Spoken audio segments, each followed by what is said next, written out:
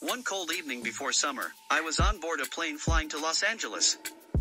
Beside me was a young boy, mischievous looking, who began to tell me an unbelievable story about Osama bin Laden. He said, in a remote village on the border of Pakistan and Afghanistan, whispers of a shadowy figure known as the Ghost circulate among the locals.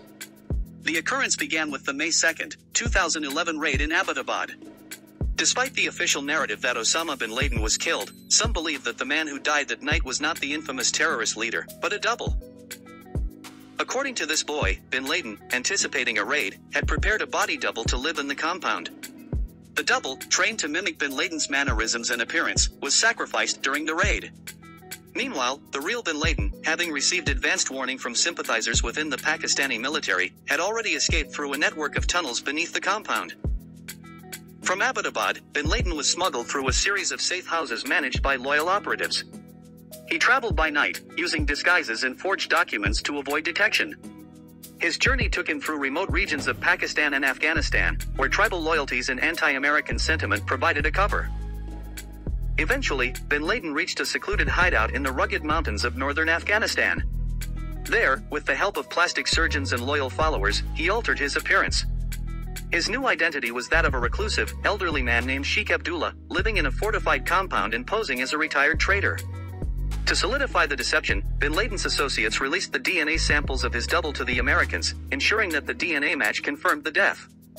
Meanwhile, bin Laden himself maintained a low profile, communicating with his followers through trusted couriers. From his hidden base, bin Laden continued to influence global jihadist movements.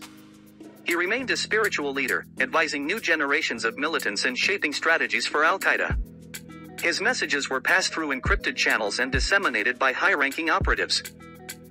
The whole thing takes a dramatic turn when a disillusioned former operative decides to expose the truth. Fearing for his life, he contacts a fearless investigative journalist. Together, they gather evidence, interview witnesses, and trace bin Laden's journey. Their findings lead them to the secluded compound in the mountains. The boy's story culminates in a tense standoff between the journalist's team and bin Laden's loyal guards. In a dramatic twist, they manage to capture photographic evidence of the man believed to be bin Laden. However, just as they are about to expose the truth, they are ambushed by unknown assailants. The evidence is destroyed, and the journalist narrowly escapes with his life, left only with his story and the hope that one day the truth will come to light. Remember, the mischievous boy was a prankster. I spotted that before he could end the story. The official accounts and overwhelming evidence confirm that Osama bin Laden was killed in the 2011 raid.